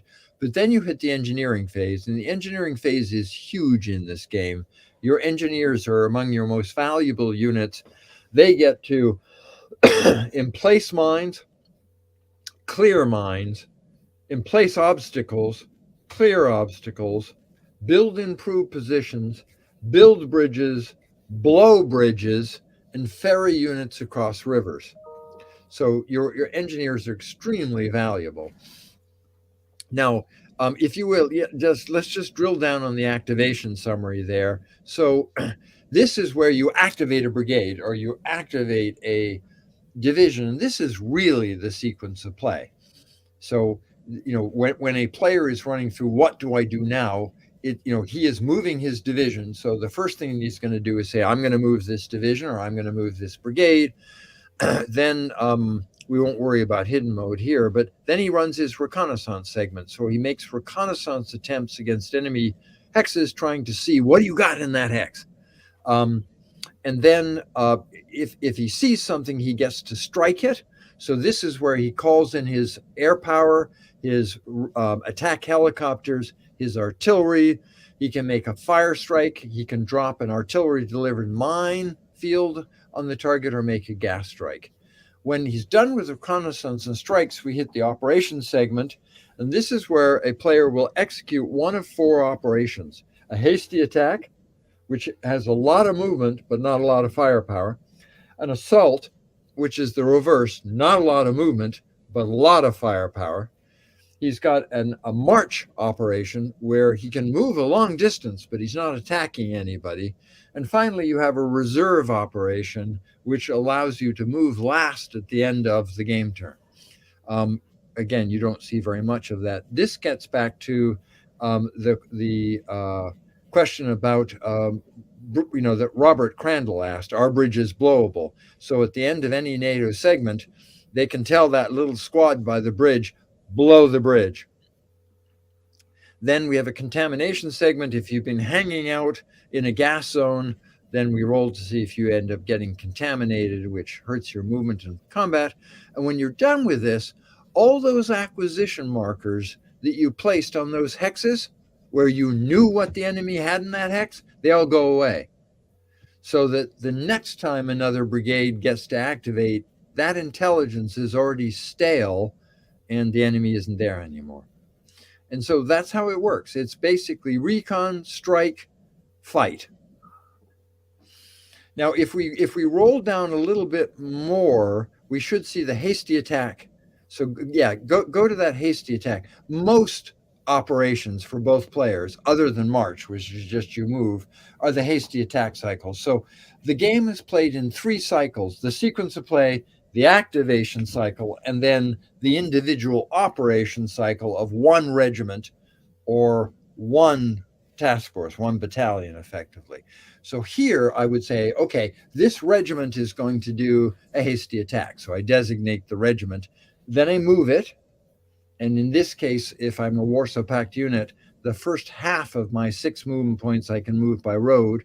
The second half I have to move tactically. I've now moved my regiment up to the target I'm going to shoot at.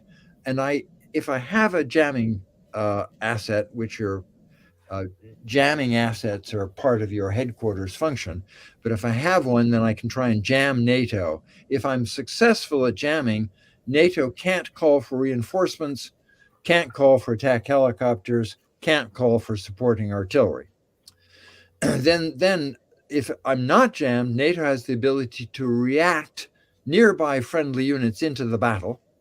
Then there is a call for defensive fire support and then defensive fire, a call for offensive fire support. This is where the attacker could bring in his attack helicopters or his artillery. And then there is offensive fire. The defender retreats and the attacker advances. So not terribly complex. Basically, I move, you fire at me, I fire back, retreat and advance. But the game is played within the activation cycle of division and brigade and the operation cycle of an individual attack. So here we're looking at the fire strike sequence. This is just describing what happens if you see something in the enemy rear or there's a target that's adjacent to your units during the strike phase, and you would call in attack helicopters and artillery and aircraft. So I would tell you that there are no individual functions in this game that are particularly complicated. Virtually everything in the game is go to a table, cross-index a row with a column, and roll a die once. What makes the game, 150 pages of rules is just that there are an awful lot of elements in modern warfare, chemical warfare, EW, helicopters, but they come in attack helicopter flavor and utility helicopter flavor, airstrikes, air defenses, flak, SAMs. Is this towed artillery? Is it self-propelled artillery? Is it rocket artillery? They all have different capabilities. So the game is very broad, which is why it has all these rules, but no one function is designed to be very complicated at all. And I'd like to demonstrate that. So if you would, Mo, open the charts and tables file. And let's go look at this. No, so stop there. This is good. Let's just look at this. This is the TO&E. Yeah, that's the TO&E table. And it just tells you if the scenario instructions say deploy the second squadron. And do that zoom in. That's good. So if it says deploy the second squadron there, this shows you the unit counters that would be in the second squadron and how many steps are present. And when you put these units on the map within 5 hexes of Schweinfurt, you know that you could play the 3-card Monty game of I've got 6 steps and I've got 6 counters of armored cavalry, but 3 of those counters may be dummies and the other 3 might each have 2 steps each.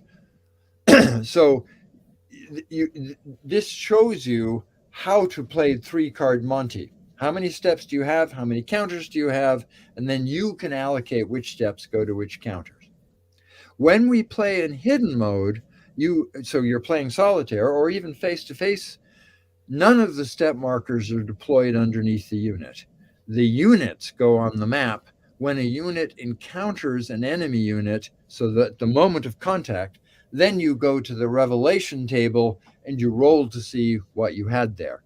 Now, if you want to stack the deck, you can put 2 units in that hex, and then you're going to increase the chances that you actually have a full battalion there. So, as the commander, I can absolutely influence what I have where, but it's quite possible, as, say, a Soviet, that I would attack with a regiment, but only 2 battalions would actually make it into the attack. The 3rd battalion is still waiting for its tankers and never gassed up in time to get into the attack, right? That kind of thing happens all the time. If we pull out a little bit, let's look at some of these formations because they're fun. So there on the left, you have the 3rd Infantry Division base. So you're looking at a main and forward headquarters, an electronic warfare asset. You're looking at 4 engineering companies, and you're looking at some artillery. Right, so there you've got 3 artillery battalions. Each step is a battery, and 1 MLRS rocket battery. So that would be the 3rd Infantry Division base. If you scroll down a little bit, we look at the 1st Brigade. It had 8, it's got 4 battalions, 2 tank, 2 mech. Each battalion is 8 steps. So you've got a total of 10 counters that you will deploy your 8 steps of tanks and 8 steps of infantry underneath. And so you can mix and match. And of course, you might have 1 tank company and 3 Bradley companies stacked together in a hex. And there is a cross-attached battalion. But as the NATO commander, you determine what cross-attachments you want to create when and where. Let's scroll down and look at a Panzer division. So stop if you would, Mo. There's the Canadians just above. Right, so for my Canadian brothers, we are representing the 4th Canadian Mechanized Brigade Group. It was an elite unit within the Canadian Army, and there is a scenario called Attack to Relieve a Pocket, where the Canadians are the heroes, and they're attempting to carve through the Soviets to rescue a trapped NATO brigade. So That's great fun. And then if we scroll down to the next section, we're looking at the West Germans. So this is the 12th Panzer Brigade. It's got a mech infantry brigade and 2 panzer brigades. And then let's scroll down to a Soviet division, Mo. There we go. So there's the 39th Guards Motor Rifle Division on the left. In the division base, you have forward headquarters and main headquarters. Each has their own electronic asset. You've got a 4 steps of engineers, so an engineer battalion. You've got a divisional artillery group of self-propelled 152 guns, and you've got 1 battalion of BM-21 grads. And then you've got your 3 motor rifle regiments, each with 3 counters and 9 steps, 1 BMP regiment, 2 BTR regiments, a T-80 regiment, and a divisional tank battalion.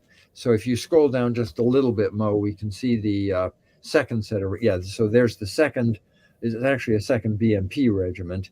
And then you scroll down a little more, you'll see the T-80 regiment. There we go. And so it's got a regiment of T-80s and a divisional tank battalion that was still fielding T-62s, which is why they're not nearly as effective. And we have Army level independent regiments and Army level artillery and so on. So that just gives you an idea of how the game is organized. All right, let's go to the charts and tables. And I just want to give an example of how we take a lot of complexity and so let's go to the reconnaissance table, which is on page 3, I believe. Okay, so you asked how to read units, Mo, right? So this is how you would read a standard ground unit. You flip it over to its white side, the back, when you've used it. So it just indicates that that unit has already been moved, which is very helpful in a very interactive game. You got your standard attack and defense strength. Your artillery is pretty much the same, except it's got the range in the middle. We use a lot of color coding so that you know that the guys with the olive stripe are the 1st Brigade, the guys with the red stripe are the 2nd Brigade, et cetera, et cetera. If we scroll down to the air units, so here's a typical air unit. There's an A-10, and you actually see that it's got 2 blue rows and 2 gray rows, front and back. And so you've got 4 sets of values on the front and back of this unit. And those values represent whether you're coming in high or low, and whether you're going to bomb or stand off with air-to-ground missiles. And each of those have a different ranges, a different attack strength, and different defense strengths. Ditto for whether your helicopters are standing off at ATGM range or closing to gunnery range. Uh-oh, misspelling. Ah, thank you. Hey, this is live development on air. Yes, that is. That was something that I asked my artist to add, but I haven't QA'd it yet. So good catch. All right, there's the reconnaissance table. So let's get that fully on screen. But there's a very, very complicated set of interactions for reconnaissance. But in this situation, all we're asking you to do is say, what is the distance between your nearest friendly unit to the hex you're trying to see? So that would be the range, the spotting range, which is a column. And then the row is what type of terrain does the enemy occupy? And then you have on a 10-sided die roll, if we say I'm trying to see a target at a range of 4 to 5 hexes in light woods, at the intersection of 4 to 5 and light woods, the value is a 5.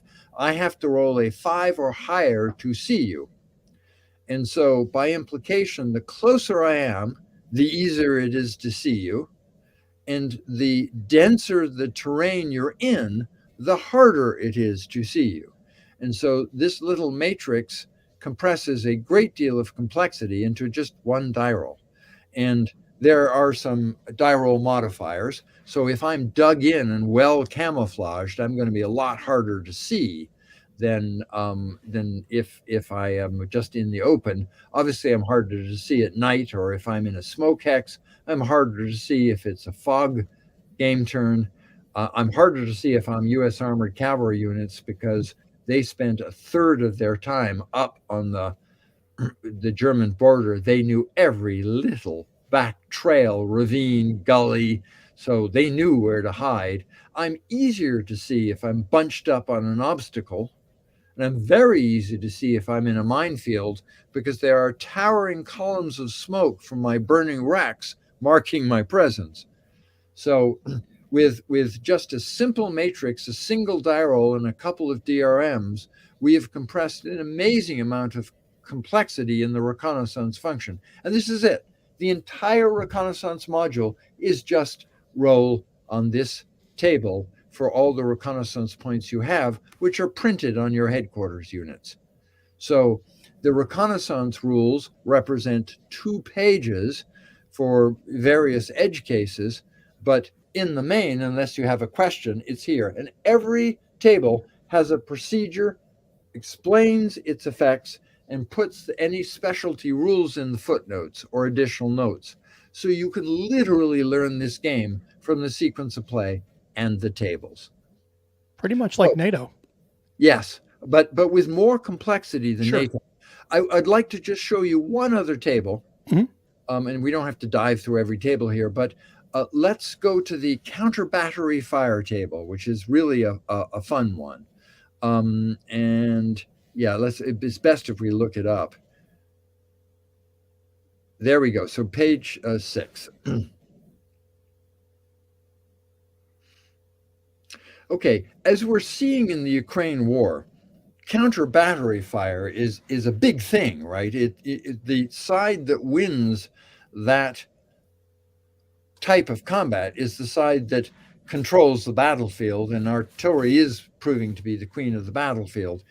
At this time, the US had just developed a counter battery radar that was capable of tracking high velocity cannon shells. Between World War II and the 1980s, everybody had developed counter mortar radars. And these radars could track high trajectory, slow moving rockets and mortar shells, especially because they had fins, and the cross section of those fins was a perfect radar reflector. So they didn't have any problem with that. But these flat trajectory, very high velocity cannon shells with a very low radar cross section, nobody could see those with radar. However, in the mid 1970s, the Americans were at the dawn of the microelectronics revolution, and they finally developed a computer that was fast enough and a radar that was sensitive enough that they were able to actually see cannon shells in flight and backtrack it. And for the first time, the US had a really nifty counter battery radar that could see and calculate the location of enemy artillery units, not just their mortars and not just their rockets. So there are 2 tables here. There's the US counter battery acquisition table and everyone else. And everyone else is still using sound ranging systems that looked very much like the World War II sets, where you would space out your microphones over literally miles, and then you would get a read on the sound and the precise time that sound had reached each microphone, and guys would be there with slide rules calculating, triangulating where that battery must be. But it was a very slow and not very accurate process. So with these 2 tables, we do 2 things. We get the range from the nearest friendly unit to that artillery unit that just fired. And obviously, the closer they are, the easier it is to spot them. But then the second thing that we look at is what kind of artillery unit is it?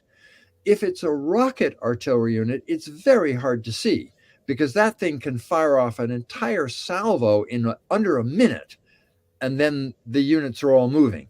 And so if your artillery shells aren't in the air before that last rocket is launched, you're probably not going to hit them. Self-propelled units will get out of there a lot faster, but they still have to fire off a bunch of rounds before they can move. So they're more vulnerable.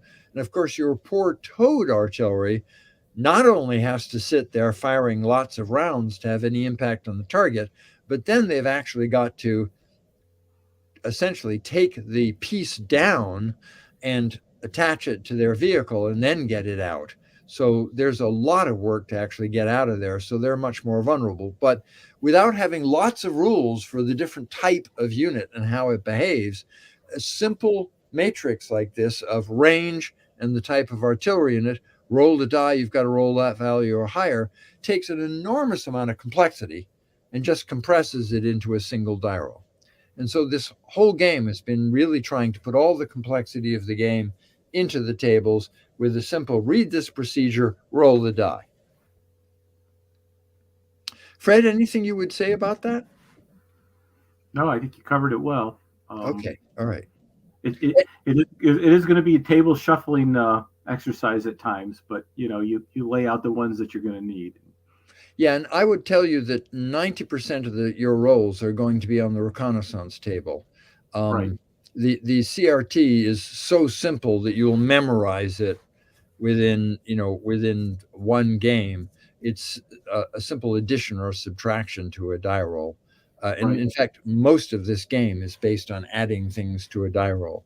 So as a system, it's really pretty simple. Is there any tables, Fred, that you would like to feature? You want to talk about the US? Go to the Revelation table. I think that's the unique one in the pack. Cool. There it is. So it's on page 16.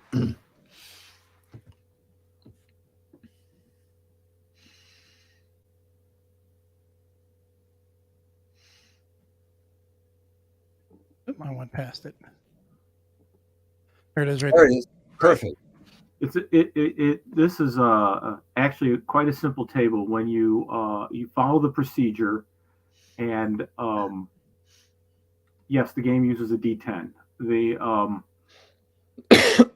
you make a contact with the unit, you simply roll, depending on what type of unit it is. You see, it's a Warsaw Pact unit regiment. That's the column you use, or a NATO unit, or a U.S. cavalry unit. And you roll, and that tells you how many steps are under that counter in that hex, or that it is a dummy and just simply goes away. And there is a pool chart where you pull the steps from until you run out of steps. And then during the reorganization phase, the steps go back into the pool. So every turn you can reconstitute the unknown aspect of the game. Yes, it may appear that units might teleport, but really in gameplay, because your units have to stay within command range, within a 2-hour period, that's just a simple reallocation of force. We really didn't see that to be much of a gamey effect. But it is one of the payoffs that you have to one of the trade-offs in order to make this work. But this in playing in solo mode, or if you're playing against someone, let me tell you, it's trepidation, especially for the Warsaw Pact guy on the attack, because as Bruce says, he may not get everybody forward that he thinks he's going to. So it adds a bit of a risk factor to it, and it allows you to play this game by yourself. Otherwise, it's pretty impossible. Yeah, and I think this is one of the things I didn't really. Kudos to Fred on this one, because I didn't see how you could create a solitaire version of a game that was based on hidden intelligence. But with this mechanism, I can play myself, and I can set up an attack by my regiment, and I know exactly that I put a unit in that in those woods that my regiment is attacking, but I have no idea how much of my regiment is actually going to show up. And I have no idea what the other guy, that would be me, has in those woods. So I play solitaire to see what happens when this regiment rolls up to this NATO force, which might be a company or might be 3 companies. And so it allows me to play myself, and at the same time create that dynamic tension of, I have no idea what's going to happen here. It's so much fun that we began to see playtesters start to play face-to-face with hidden mode. And so Fred and I began to try it. And so I will play him in hidden mode, and I don't, I'm going to move 3 of my units up to make an attack. And it turns out that I only went in with 1 company. And I'm going, really? But that kind of thing happens in war all the time. I move up to this to make an attack on something, and Fred thinks he's got a unit there, and it turns out to be a dummy, and suddenly I'm through. Well, the brigade commander told the company commander to cover that road, but he didn't. The tankers never arrived, and he's 3 miles back waiting for fuel. He got hit by an airstrike, and he never moved out of his position. The enemy jammed. He never got the order. All of this is happening constantly in real war. And so when you play against a human player using the Solitaire system, you're right in the middle of that poor guy in a command post getting reports and issuing orders, but only hoping that what he's hearing is accurate. One thing we did, though, is we did mitigate this with modifiers for if you're on the offense, and you're allowed to put a certain amount of deliberate defense markers, so you can pretty much ensure a very crucial portion is not going to get a no step in it. It might only be a 1 step, but it mitigates a gaminess aspect of just complete weak areas on crucial fronts. But then that's part of your planning process. Where do I put my precious deliberate defense marker? Which is exactly what a real commander does when he says, my priority goes to this company in the defense. So this kind of actually brings in some realistic planning. Yeah. So guys, I have to break contact. It's 5 o'clock. I have to go elsewhere, but I appreciate break contact. I love it. I appreciate having the ability to talk about this game, and I can't wait for it to get into people's hands so we get some good feedback on how it's going. So thanks for the opportunity, Mo and Bruce, for letting me join in. Thanks for joining us, Fred. Really appreciate your input, and really appreciate your input and your work and development for this game. Yep, a labor of love, and I'm very happy to do it, and you're very welcome. Take care, everybody. See you, Fred. This really has been a labor of love. And one of the reasons that I'm very excited about republishing this is I'm going to have a lot of other people I can play it with, because I love playing this game. It is just so much fun. The other day I was playing Brent Pollock, who is one of our Canadian playtesters. He's a very, very good player. I watch my butt when I'm playing him. I rolled up to one of his cavalry units, and his armored cavalry had been dummies the whole way. He had never presented. It was night, and at night, because the M3 had thermal imaging systems, is doubled. And so I waltzed up to this thing, fully expecting it was going to be a dummy, and I had an intact BMP regiment, full of 9 steps. Well, he had 2 companies of his M3s in that hex. My jamming failed. He called in an M110 artillery battalion, and he just stomped me. And then he had the rest of the battalion nearby, and it came out of the woodworks and launched a counterattack against what was left of me. At the end of that one turn, my regiment had a company left. Wow. And I was the one who was attacking. It's like, oh my God, how did you do that? Right. But he set up a trap for me. Yeah. And I waltzed right into the trap, and then he sprung the trap, and there was very little left of me. And now, one of the other features of the game, in many games, you can fight to the last unit. You can't in Air and Armor. Each brigade, each regiment has a shatter value. And once the number of steps in that brigade or regiment reaches its shatter value, you start to roll. And if the die roll is higher than the number of steps remaining, then it shatters. So the more damaged it becomes, the likelier it is that it will shatter. And when it's shattered, it's done. You can march with it, but it isn't attacking anybody, which is, I think, quite realistic. So your objective in this game often is to shatter your opponent's formations, not to kill every last man, because once you've shattered them, you've effectively neutered their ability to fight. Mo, I know that we are at our sell-by date here, so are there any last questions from the audience, or anything else that you guys want to ask?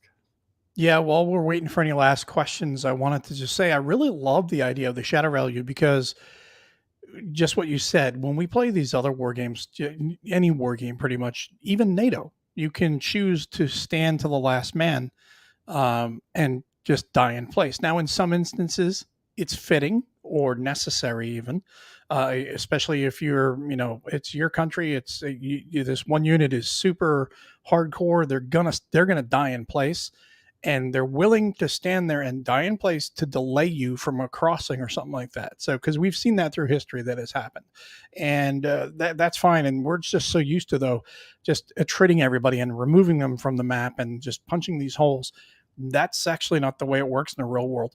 It can in some instances, but generally it's going to be, you're going to make unit combat ineffective. With that said, can any of these shattered units be reconstituted at a later time?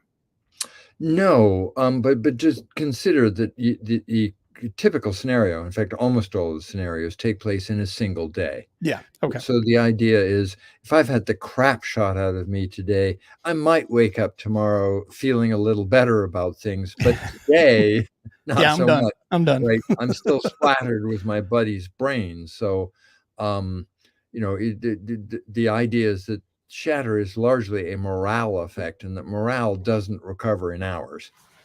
Yeah, that's very true. And for those who have not already ordered it, I've put the link at the bottom here in the ticker. You can go over to compassgames.com. You can just do a search for Iron Armor, or you can go to that really long URL and you can add that in there to get your pre-order in. So that way it is going to be charged when it is available, which is not going to be tomorrow morning or anything like that, because like Bruce was saying, hopefully the end of the month, you'll be able to send those files in. Then it'll go into the queue, and then the production queue. And depending on how fast you can get through production, I would expect that Compass is going to want to get that done fairly quick or in a fairly timely manner. So hopefully we'll see it.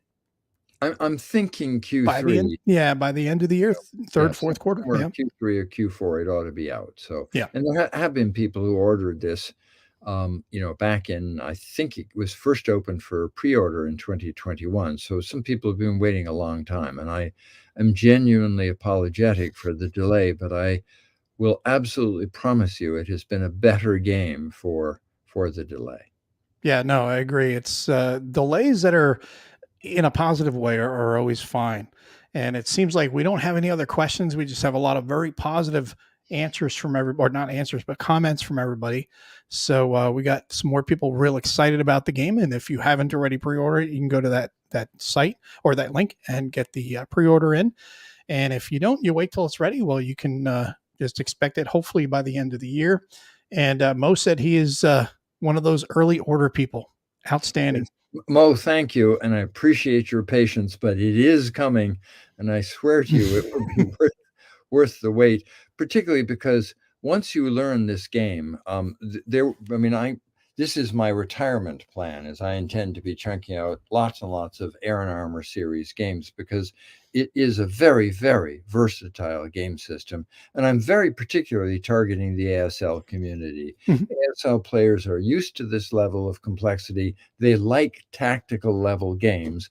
This is much less tactical than ASL, but it feels like a tactical game. And I think the overlap between ASL players and Iron Armor players is going to be very high.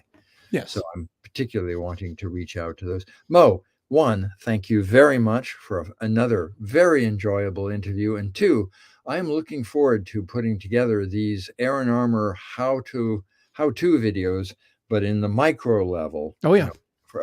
And I think it will be fascinating to see if we can revolutionize how you learn a war game. Well, the plan for those who are watching and those who are watching later, those who are watching now, those who are watching later, like Bruce was saying, small snippet videos, and then hopefully we'll do it in blocks. Like, here's how to do this, here's how to do this, here's how to do this, just a couple minutes each. And then we're going to have a longer video, a few more minutes, Put maybe. it all together. Here's how you put it all together to make this happen. And I think that'll be a great way for people to learn in shorter snippets visually. And then maybe we can do, bigger blocks of maybe a certain battle or a certain aspect of a battle, things like that. So that way you can see it all in action, because I really do think that if Bruce was sitting there at the table with you and pointing out how to do it and walking you through it, it makes more sense. Well, he can't be everywhere and we can't be everywhere he is. So what we do is we do the next best thing. We come up with the videos, and that way you can watch it at any time. So when Bruce is sleeping at 3:00 in the morning and you're up, you can watch it. You don't have to wake him up and say, hey man, how do I do this? Yeah, and Jim Sterner, if you're still listening, I would love to have you as a playtester. In fact, anybody who has listened to this, we are still looking for additional Spearhead playtesters, and there's still a chance to, get a copy of the Vassal version of this game and help us with the development of these Spearhead scenarios. Air and Armor is set in stone, but Spearhead is still very much up. And Jim, I had actually posted my cell number in your Facebook messaging. So give me a call, because I'd love to get you on the team. Ditto for anybody else who's interested. My email address is pretty easy. My name is Bruce Maxwell. My email is bruce@brucemaxwell.com. So you'll probably remember that. But if you're interested, please give me a shout, and we'll add you to the playtest team. You do need to be Vassal literate, but if you've never used Vassal, it's an incredibly easy tool. I'm stunned at how easy it is, and I'll teach you. Yeah, All right. It's a great tool. So with that said, definitely get involved. I can't stress this enough. If you have a care about the hobby, about a subject, about a game system, a game series, whatever, get involved, do your part, and try to help make it better for the whole community. That's what we all aim to do right now. So again, thanks everybody for tuning in today. And of course, thank you to Bruce and to Fred, who has already gone, but thank you very much for coming on the show, and really appreciate your time. And as always, I appreciate having a great chat with you and seeing what it is that comes out of that brilliant mind of yours, so we can enjoy awesome war games. And Mo, speaking of gift to the community, you are certainly one. So thank you to you too. Thank you very much. I appreciate that, Bruce. And what we'll do is we will hand it off now to the next show, which is coming up, I think, momentarily, with Pushing Cardboard. I think he is going to be interviewing Harold. So go ahead and check that one out. And thanks again, everybody, for tuning in today. Have a great day.